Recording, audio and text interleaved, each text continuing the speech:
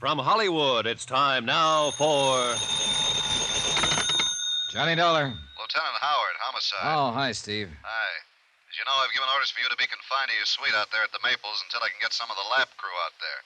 You don't think I murdered Warren Staley? Apparently, you were the only one who was with him when he died. Now, look here. I'm the one who's kept even the family out of here. What's more important, you're the only one on the whole estate who might be trusted to keep things intact. Any possible evidence. So please don't leave your room. Okay, diplomat. I'll sit tight.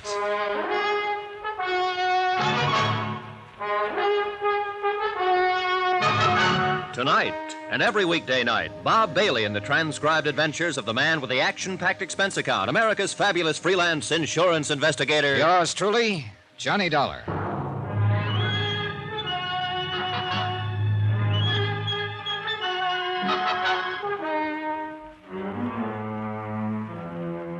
Expense account, or rather report, submitted by Special Investigator Johnny Dollar to the Philadelphia Mutual Liability and Casualty Company, Philadelphia, Pennsylvania, in connection with my investigation of the Laird Douglas of Heatherscote matter. No need to itemize expenses at this point because there are none. The magnificent suite in which I'm parked out at the sumptuous mansion of Mrs. Peter Malcolm Kelly Van Pyton is fine, except for the body of young Warren Staley, Mrs. Van Pyton's nephew, draped over the arm of the easy chair in which he died a few minutes ago. I'd called Lieutenant Howard at Homicide on the phone in my room immediately, and within minutes the nearest patrolman was stationed outside my door, refusing admittance even to the lady of the house. After all, this was the third murder that tied up with the Scottish terrier who started all this, Laird Douglas of Heatherscote. While waiting for Lieutenant Howard and his crew, I shaved, showered, and changed my clothes. Then, about 10 minutes later... Well, Dollar? Yeah, Lieutenant. See what you mean. Yeah. He seemed like a nice kid, too. He's all yours, Doctor. Go right ahead. Very well, Lieutenant. Here, Paul, just sit my kid over. Okay, for pictures, Lieutenant? Yeah, go right ahead, Sergeant. Okay, excuse me, Doc. Hey, before you get started again. Okay, Dollar, let's have it. What happened? Well, Warren brought me up here himself, and I sat him down to ask him some questions. You suspected him, didn't you? In spite of what I told you. Sure. As sole beneficiary of the Van Pyton estate, empire, as he called it. Yeah, well, what do you think now? But you were right, that he was clean. Anyhow... My poor darling Warren, where is he? No, take your hands off him. My boy Just a is minute, dead. Mrs. Van Pyton. No, you can't keep me out. This is my own house, and this is my own nephew, I'm my sorry, boy. but you'll have to wait until we can get everything clear. This terrible Mrs. Van thing. Pyton, if you'll just wait until we finish... Just a minute, Lieutenant. Hey, whoa, young fella, hold on a minute. Who are you? Johnny Dollar, who are you? Ronald Kenworthy, his best friend. What happened to him? He was poisoned. Poisoned? And where were you? How could a thing like this happen if you were doing what... Ronnie, just calm down a minute. How long have you been here in the house? Why, half, 3/4 of an hour, something like that. But I don't see... Where were you? Well, I was down in the reading room with Mrs. Van Pyton. All the time? Well, then out in the garden. Alone? Yes, except for a few minutes while I talked to Hastings, the butler, out there. What were you doing in the garden? I was on my way up here by the back way to see Warren. I've always used the back staircase from the garden, ever since we were kids together. This suite of rooms used to be our playroom, ever since I can remember. All right. Go on with what you were saying. Well, then about that time, or a few minutes later, I don't know exactly, I heard the police car come screaming up the driveway. That was the first that any of us, Mrs. Van Pyton or Hastings or I, that any of us knew that something was wrong, that something had happened to Warren. But now look here, Mr. Dollar, All right, I don't... Kenworthy, you two. What? You'll have to leave with Mrs. Van Pyton until we're through in here. Oh, please, Ronald, help me. Help me. But I... Go ahead, Ronnie, go ahead. All right. Oh, come on, you poor old dear. Poor old dame. Sorry for her. You finding anything, Doc? Yes, I think so. I certainly think so. Be with you in a minute. All right. You better go on with what you were saying, Dollar. Well, not much more to say, Lieutenant. Warren felt the same way you do, that Branson at the insurance company does. If anything happened to the dog, Laird Douglas, it'd be the end of Mrs. Van Pyton. That the murders of the dog's handlers, caretakers, were purely incidental to attempts on the dog's life. But what? Well, he apparently was as concerned over this whole thing as we've been. Said he had a very strong theory about who might be back of all this. Who, did he tell you? He was about to when this, whatever it was, hit him. Well, I'll tell you what it was, Lieutenant. Yeah, Doc? Oh, this is Mr. Dollar. Oh, yeah, Mr. Doc. Dollar. Norfolk acid. Same thing that killed the two dog handlers and was used on the dog itself. I can tell without further examination. Wait a minute, Doc. Wait a minute. If the dog got the same thing that killed a couple of grown men... A dog with a much more sensitive stomach, unused to all the strong food and drinks the human stomach is constantly abused with, The dog would immediately regurgitate and retain only a minute amount of the panorphic acid. I see. In the case of Warren Staley here, it was added to the Scotch whiskey he drank. Traces of it in his glass and in a full glass beside your chair. Well, Doc, have you checked those bottles in the cellar, Just about to. Which bottle did he pour that out of, Dolly? The one right next to that bottle of VO there. Wait a minute. This isn't the same bottle. What? Well, the one he poured from was half empty. This is nearly full. Hey, now, what's the matter with you boys? Hands up. You let somebody switch bottles a minute ago? Oh, nobody's touched a thing in here. Now, wait a minute. Nobody else came in here besides Mrs. Van Payton and young Kenworthy? Hastings, the butler, but he just stood in the doorway. Sure, that's right, Lieutenant. Yet somehow, between the time Warren Staley poured those drinks and now, somebody switched bottles. Unless you're wrong about this, Dolly. No sign of the poison in this one, Lieutenant. It's the only Scotch bottle. You been here in the room all this time, Dolly? Yeah, sure. And in the bath, I shaved and showered and dressed while waiting for you to get here. But only after one of your men came and parked outside the door. Well, where does this door lead to? That's the dog's quarters, 2 rooms. Oh, I see. Come on, Dolly. You mind wait for us? Yeah, right. I'll be here. What about that door beyond? Oh, that. Mademoiselle Poirot, the dog's governess. Well, where was she? How should I know? I didn't even meet her. Witty! Ah, the Folies Bergère. Yeah, I guess I should have knocked. Who are you? Why you come in this way while I'm dressed myself? Sorry, mademoiselle. We're the police. Police? What have I done that you should see me this way? Well, nothing, ma'am, nothing. But how long have you been there in your room? Only 2 minutes. I came in the back way to change my clothes. Yeah, that was obvious. It's my day off. I have big date. Not now, you haven't. Get dressed, and I'll send an officer in to escort you downstairs. Come on, Dolly. No, you cannot do this to me. I've done nothing wrong. You cannot make me stay here.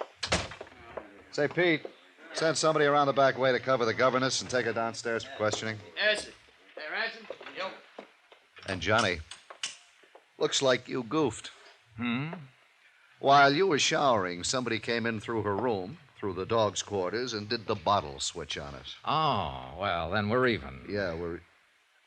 What? You have very carefully mussed up any fingerprints that might have been on those doorknobs. Oh.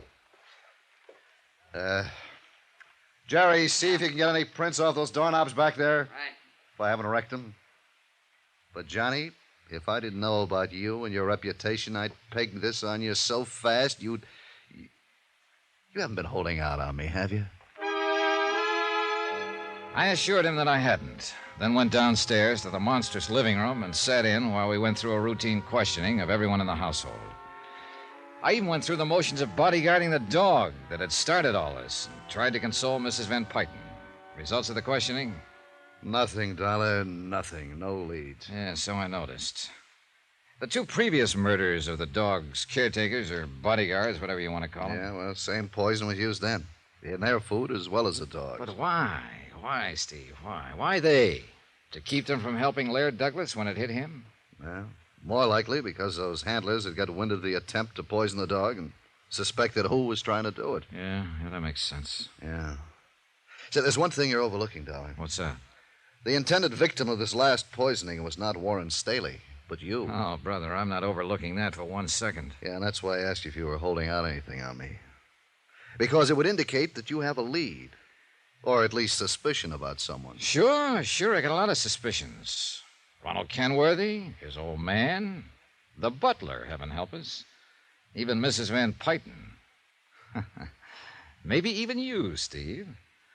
But when it comes to evidence... Yeah, I know what you mean. Well, I've got work to do.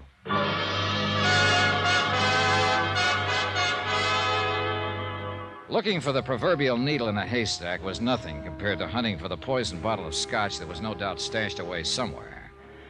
Far, far into the night, a regular army of policemen probed and dug and poked around.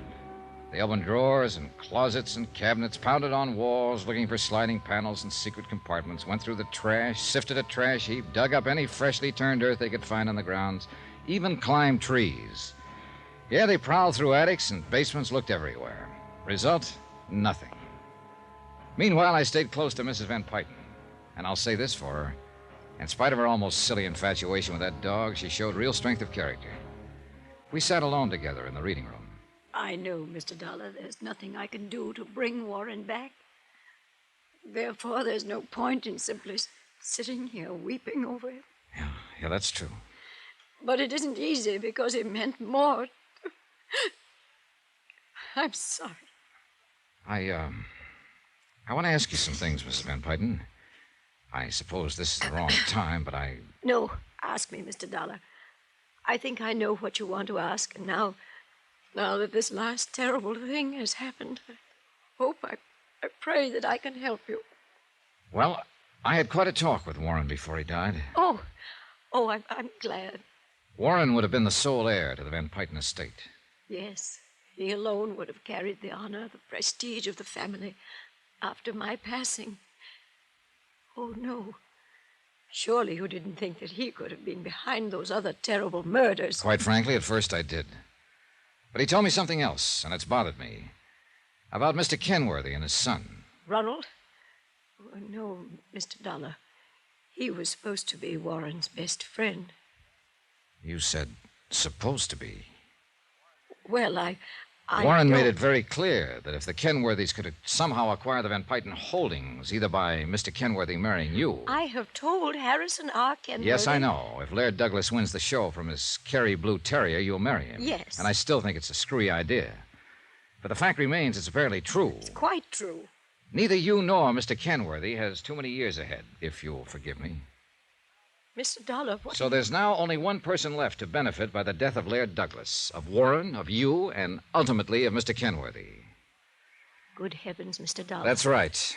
Ronald Kenworthy. Well? I know. I know it. I think you said enough, Mr. Dollar. Ronald. Yes, I heard it all.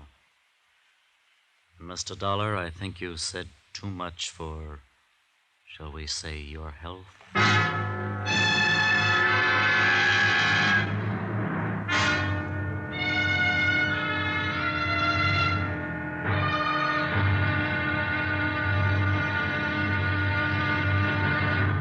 Now, here's our star to tell you about the final intriguing episode of this week's story. Tomorrow, all cards are laid on the table. And believe me, the deck proves to have been stacked right from the beginning. Tomorrow, the wind-up. Join us, won't you? Yours truly, Johnny Dollar.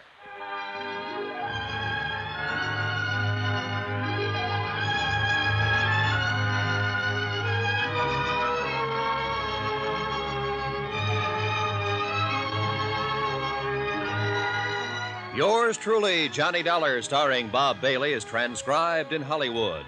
It is produced and directed by Jack Johnstone, who also wrote tonight's story. Be sure to join us tomorrow night, same time and station, for the next exciting episode of Yours truly, Johnny Dollar. Roy Rowan speaking.